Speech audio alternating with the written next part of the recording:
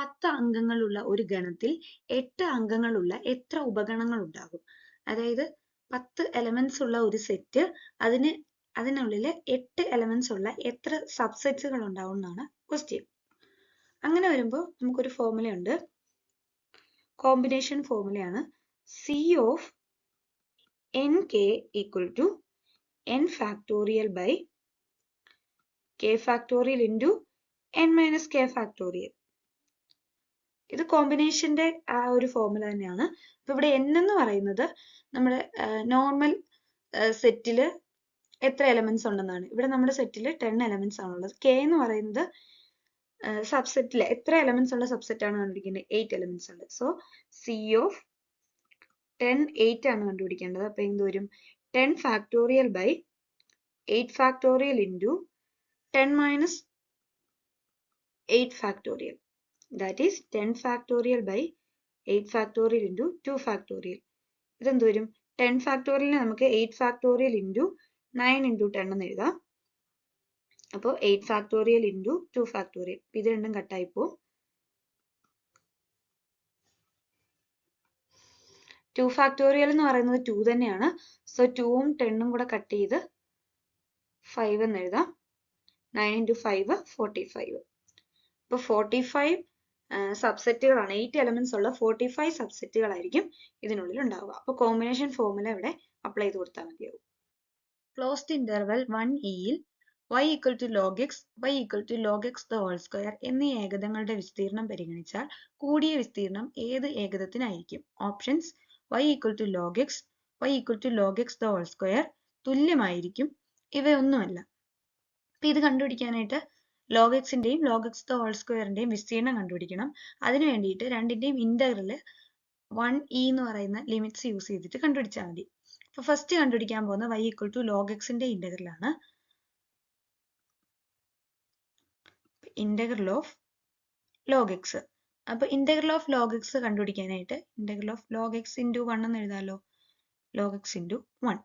അപ്പൊ അതിന് നമ്മൾ യൂസ് ചെയ്യുന്നത് integral of f of x g of x dx എന്നുള്ള ഒരു ഫോർമുലയാണ്. അപ്പോൾ integral f of x g of x dx എന്ന് പറഞ്ഞാൽ f of x into integral g of x dx minus integral of derivative of f of x into integral of g of x dx dx. അപ്പൊ ആ ഒരു concept ആണ് ഇവിടെ use ചെയ്യുന്നത്. അപ്പം first എന്താണ്? f of x into integral of g of x, that is log x into integral of 1 dx minus integral of derivative of f of x. log x ന്റെ derivative എന്ന് പറയുന്നത് 1 by x ആണ്.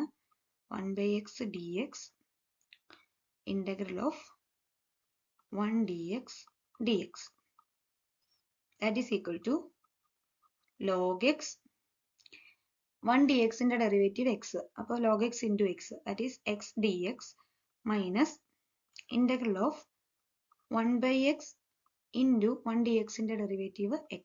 അപ്പോൾ x ഉം cancel ആയിപ്പോവും. x log x minus 1 dx ന്റെ derivative x plus c. Okay, അപ്പോൾ log x ന്റെ ഡെറിവേറ്റീവ് നമുക്ക് x log x minus x plus c എന്ന് കിട്ടും. അപ്പോൾ നമ്മൾ അതിന് ലിമിറ്റ്സ് കൊടുക്കുകയാണ്. എന്താണ്? e log e minus e plus c minus 1 log 1 minus 1 plus c,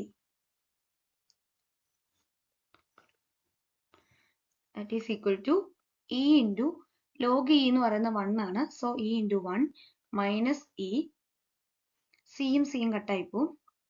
പിന്നെ മൈനസ് 1 into log 1, log 1 0 ആണ്, അപ്പോൾ അത് ഫുൾ ആയിട്ട് 0 ആയിപ്പോവും. മൈനസ് 1, ഈ മൈനസ് രണ്ടും കൂടെ പ്ലസ് ആവും, plus 1, that is equal to 1. അപ്പോൾ ഇന്റഗ്രൽ ഓഫ് log x എന്ന് പറയുന്നത് 1 ആണ്. ഇനി നമുക്ക് log x the whole squareന്റെയും കൂടെ ഇന്റഗ്രൽ കണ്ടു കഴിഞ്ഞാൽ ഏത് വിസ്തീർണമാണ് കൂടുതലെന്ന് കണ്ടുപിടിക്കാം. അടുത്തത് log x the whole squareന്റെയും കൂടെ ഡെറിവേറ്റീവ് ഇന്റഗ്രൽ കണ്ടുപിടിക്കാൻ പോവാണ്. അപ്പോൾ അവിടെയും സെയിം കൺസെപ്റ്റ് ആണ്, log x the whole square into 1 എന്നാണ് കൊടുക്കുന്നത്. അപ്പോൾ എന്ത് വരും? First log x the whole square into integral of 1 dx minus integral of derivative of log x the whole square into 1 dx dx. അപ്പോൾ എന്ത് വരും?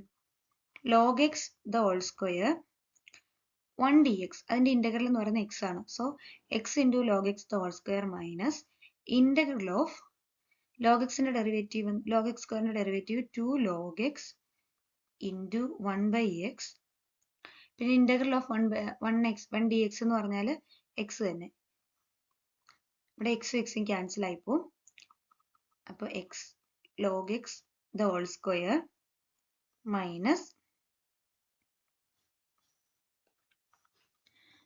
2 into 2 നമ്മൾ ഔട്ട് സൈഡിൽ എടുത്തു, പിന്നെ ഇന്റഗ്രൽ ഓഫ് log x ആണ് ഉള്ളത്. അപ്പൊ ഇന്റഗ്രൽ ഓഫ് log x നമ്മൾ ഓൾറെഡി കണ്ടുപിടിച്ചതാണ്. x log x minus x plus c. So x log x the whole square minus 2x log x plus 2x plus c. ഇനി limit apply ആണ്. First E, അപ്പോൾ E into log E the whole square. So log E എന്ന് പറഞ്ഞാൽ 1 ആണ്. അപ്പോൾ E into 1 that is E minus 2 into E log E. വീണ്ടും ഇവിടെ log E എന്ന് പറയുന്നത് 1 ആണ്. സോ ഇ മൈനസ് 2ഇ പ്ലസ് 2ഇ. അപ്പോൾ അത് കഴിഞ്ഞു. ഇനി 1 ഇന്റഗ്രൽ വാല്യൂ 1 കൊടുക്കുകയാണ്. So minus 1 into log 1. Log 1 എന്ന് പറയുന്നത് 0 ആണ്. അപ്പോൾ ഇത് ഫുള്ളായിട്ട് 0 ആയി പോവും. പിന്നെ മൈനസ് 2 ഇൻറ്റു 1 ലോഗ് 1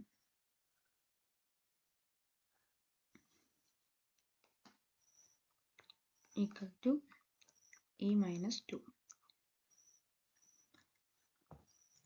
അപ്പോൾ ഫസ്റ്റ് ലോഗ് എക്സിന്റെ ഇന്റഗ്രൽ എടുത്തപ്പോൾ നമ്മൾ ലിമിറ്റ് 1 കൊടുത്ത് ഇന്റഗ്രൽ എടുത്തു കഴിഞ്ഞപ്പോൾ കിട്ടിയത് 1ഉം ലോഗ് എക്സ് ദ ഹോൾ സ്ക്വയറിന്റെ ഇന്റഗ്രൽ എടുത്തു കഴിഞ്ഞപ്പോൾ കിട്ടിയത് ഇ മൈനസ് 2 ആണ്.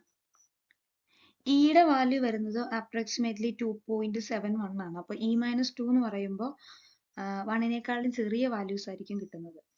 അപ്രോക്സിമേറ്റ്ലി ഒരു 0.71 ആ ഒരു വാല്യൂസ് ആയിരിക്കും കിട്ടുന്നത്. അപ്പോൾ ലോഗ് എക്സിന്റെ വാല്യൂ കിട്ടുന്നത് 1ഉം log X the whole square എന്ന് പറയുന്നത് ലെസ് ദാൻ 1ഉം ആണ് കിട്ടുന്നത്. സോ ഇവിടെ ഏരിയ കൂടുതൽ ഏതിനാ കിട്ടിയേക്കുന്നത്?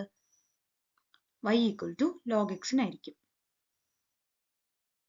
37 റേസ് ടു 41ന്റെ അവസാനത്തെ രണ്ട് അക്കങ്ങൾ ഏതാ? ഓപ്ഷൻസ് 37, 47, 41 ആൻഡ് 31. അപ്പൊ അത് പറയുന്നതിന് മുമ്പ് വേറൊരു എക്സാമ്പിൾ വെച്ച് പറഞ്ഞുതരാം. First 331 raise to 8. ഇതിന്റെ ലാസ്റ്റ് ഡിജിറ്റ് കണ്ടുപിടിക്കാൻ പറഞ്ഞാൽ ഇവിടുത്തെ ഈ 1നെ പറയുന്നത് ബേസ് യൂണിറ്റ് എന്ന, അതായത് ഈ താഴെ കിട്ടിയിരിക്കുന്ന നമ്പറിന്റെ വൺസിന്റെ പ്ലേസിലെ നമ്പർ. അപ്പൊ അത് 1 ആയിട്ട് വരുവാണെങ്കിൽ ചെയ്യേണ്ടത് എന്താണെന്ന് വെച്ചാൽ ആ 1 ഫസ്റ്റ് എഴുതി കൊടുക്കുക. അതിനുശേഷം ടെൻസിന്റെ പ്ലേസിലെ 3യും പവറും കൂടെ മൾട്ടിപ്ലൈ ചെയ്യുക. 3 × 8 24 ആണ്. 24ൽ ഈ ലാസ്റ്റത്തെ നമ്പർ വൺസിന്റെ പ്ലേസിലെ നമ്പർ റൈറ്റ് ചെയ്ത് കൊടുക്കുക. അപ്പം 41 ആയിരിക്കും. ഇങ്ങനെ വരുന്ന കേസിലെ ലാസ്റ്റത്തെ രണ്ടക്കങ്ങൾ, അതായത് ബേസ് യൂണിറ്റ് 1 ആണെങ്കിൽ ആ 1 അങ്ങനെ തന്നെ എഴുതി കൊടുക്കുക. ടെൻസിന്റെ പ്ലേസിലെ 10ന്റെ പ്ലേസിലെ നമ്പറും പവറും കൂടെ മൾട്ടിപ്ലൈ ചെയ്ത് കൊടുക്കുമ്പോൾ 24 കിട്ടും. അതിൽ 4 എഴുതി കൊടുക്കുമ്പോൾ 41 കിട്ടും. അപ്പം ബേസ് യൂണിറ്റ് 1 ആവുകയാണെങ്കിലുള്ള കേസ് നമുക്കറിയാം. അപ്പൊ ഇവിടെ 7 ആണ് നമുക്ക് ക്വസ്റ്റ്യനിൽ വന്നേക്കുന്നത്. അങ്ങനെയാണെങ്കിൽ 7 ആവുന്ന കേസിൽ നമ്മൾ അതിനെ 1ലേക്ക് കൺവേർട്ട് ചെയ്യാനായിട്ടാണ് പോകുന്നത്. അപ്പോൾ 37 ഓൾ റേസ് ടു 41ന് പകരം നമ്മൾ 37 റേസ് ടു 4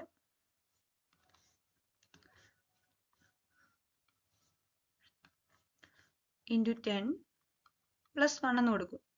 അത് 41 തന്നെയാണല്ലോ. എന്തുകൊണ്ടാണ് 4 എടുത്തതെന്ന് വെച്ചാൽ 37ന്റെ പവർ 4 വന്നാൽ മാത്രമേ നമുക്ക് 81 കിട്ടത്തുള്ളൂ. കാരണം എന്താണ്? 37ന്റെ സ്ക്വയർ എന്ന് പറഞ്ഞാൽ അതിന്റെ ലാസ്റ്റ് ഡിജിറ്റ് 9 ആയിരിക്കും. 7 × 7 9 ആയിരിക്കും വരുന്നത്. വീണ്ടും അടുത്തതും 37ന്റെ സ്ക്വയർ എന്ന് പറഞ്ഞാൽ 9 ആണ് വരുന്നത്. ഈ രണ്ടും കൂടെ മൾട്ടിപ്ലൈ ചെയ്യുമ്പോഴാണല്ലോ 9 × 9 81. അപ്പൊ ലാസ്റ്റ് ഡിജിറ്റ് 1 വന്നോളൂ. അപ്പൊ 1 ലാസ്റ്റ് വരാൻ വേണ്ടിയിട്ടാണ് പവർ 4 ആയിട്ട് എടുത്തിട്ട് ഈ രീതിയിലേക്ക് കൺവേർട്ട് ചെയ്ത് എഴുതിയത്. ഓക്കെ, അപ്പൊ 37 റേസ് ടു 4 × 10 പ്ലസ് 1 എന്ന് എഴുതി.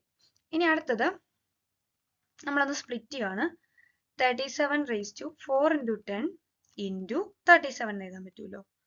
ഇതിന്റെ പവർ ഇവിടെ പ്ലസ് വന്നപ്പോൾ a raised to m into a raised to n equal to a raised to m plus n ആ ഒരു ഫോമിലാണ് കിടക്കുന്നത്. അപ്പൊ അതിനെ ഒന്ന് സ്പ്ലിറ്റ് ചെയ്ത് കൊടുത്തു. ഇനി ചെയ്യേണ്ടത് എന്താന്ന് വെച്ചാൽ വീണ്ടും നമ്മൾ 37 raised to 4 the all raised to 10 എന്ന് എഴുതി കൊടുക്കുവാണ് into 37. ഓക്കെ, അപ്പം 37 raised to 4 നമുക്ക് കണ്ടുപിടിക്കേണ്ട ആവശ്യമില്ല, കാരണം നമുക്ക് അതിന്റെ ആവശ്യം വരുന്നില്ല. അതുകൊണ്ട് അതിന്റെ ലാസ്റ്റ് ഡിജിറ്റ് 1 ആണെന്ന് അറിയാലോ, ആ 1 മാത്രം എഴുതി കൊടുത്താൽ മതി, കണ്ടുപിടിക്കേണ്ട ആവശ്യമില്ല, ജസ്റ്റ് ആൻസർ ഒന്ന് എഴുതി പോവാം.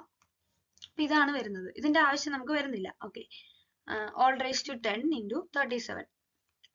ഓക്കെ, അപ്പൊ ഇപ്പൊ നമുക്ക് ആ 1ന്റെ ആവശ്യം മാത്രമേ നമുക്ക് ഉള്ളായിരുന്നു, അത് മാത്രം കൺസിഡർ ചെയ്താൽ മതി. ഇപ്പൊ നമുക്ക് എങ്ങനെ വന്നേക്കുന്നത്, ബേസ് യൂണിറ്റ് ഇവിടെ 1 ആയിട്ട് വന്നിട്ടുണ്ടല്ലോ. അപ്പൊ വരുമ്പോ എന്ത് ചെയ്യണമെന്ന് പറഞ്ഞേ, ആ 1 അങ്ങനെ തന്നെ എഴുതുക. നെക്സ്റ്റ് 10ന്റെ പ്ലേസിൽ 10ന്റെ പ്ലേസിൽ 6 ഇൻറ്റു ഇവിടുത്തെ 1ന്റെ പ്ലേസിൽ നമ്പർ മൾട്ടിപ്ലൈ ചെയ്യുക. 6 into 0 0 അല്ലേ, അത് അങ്ങനെ തന്നെ എഴുതിയാൽ മതി. അപ്പൊ നമുക്ക് ഇവിടെ 0 ആയതുകൊണ്ട് രണ്ടാമത്തെ ഇവിടെ 1 മാത്രമേ നമുക്ക് ഇത്രയും നമ്പറിന്റെ ആവശ്യമില്ല, കാരണം 1 നമ്മൾ 1 ആയിട്ട് തന്നെ എഴുതി. അടുത്ത നമ്പർ ഏതായാലും അത് into 0 0 ആണ്, അതുകൊണ്ട് നമുക്ക് അവിടെ നമ്പറിന്റെ ആവശ്യം വരുന്നില്ല. ഇൻറ്റു അപ്പൊ അതിന്റെ ഈ ഒരു നമ്പറിന്റെ ലാസ്റ്റ് 2 ഡിജിറ്റ് എന്ന് പറയുന്നത് 0 1 ആണ്, into 37. ഇനി ഇതങ്ങ് മൾട്ടിപ്ലൈ ചെയ്താൽ മതി. 37 into 1 എന്താ 37. അപ്പൊ ആൻസർ 37 എന്ന് തന്നെ വരും. സോ ഓപ്ഷൻ എ ആണ് കറക്റ്റ് ആൻസർ വരുന്നത്. ഇനി അല്ലാതെ ഒരു കൺഫ്യൂഷൻ വരാൻ ഉള്ളത് 37 raised to 41 നമ്മൾ മുമ്പേ 1 ബേസ് യൂണിറ്റ് ആയിട്ട് വരുന്ന കേസിൽ പറഞ്ഞ പോലെ തന്നെ ചെയ്തുകൂടെയെന്ന്. കാരണം ഇവിടെ എന്താണോ വരുന്നത് ബേസ് വരുന്നത് അത് അങ്ങനെ തന്നെ എഴുതുക. പിന്നെ ടെൻസിന്റെ പ്ലേസിലെ നമ്പറും ഇവിടുത്തെ വൺസിന്റെ പ്ലേസിലെ നമ്പറും കൂടെ മൾട്ടിപ്ലൈ ചെയ്യുക. 3 into 1 37 അങ്ങനെ കിട്ടിക്കൂടെയെന്ന്. പക്ഷെ അത് എല്ലാ കേസിലും അത് കറക്റ്റ് അങ്ങനെ വരണമെന്നില്ല. അപ്പോൾ 1 ബേസ് യൂണിറ്റ് ആയിട്ട് വരുമ്പോൾ ഉള്ള കേസാണിത്. അപ്പൊ ഈ ഒരു ഫോമിലേക്ക് ഇതിനെ കൺവേർട്ട് ചെയ്തിട്ട് ഇപ്പൊ 9 വന്നാലും ഇവിടെ എന്താണ് 1 വരുന്ന രീതിയിൽ കൺവേർട്ട് ചെയ്തിട്ട് എഴുതുവാണെങ്കിൽ പിന്നെ ലാസ്റ്റ് ഈ ഒരു ഫോമുല അപ്ലൈ ചെയ്ത് കൊടുത്താൽ മതിയാവും.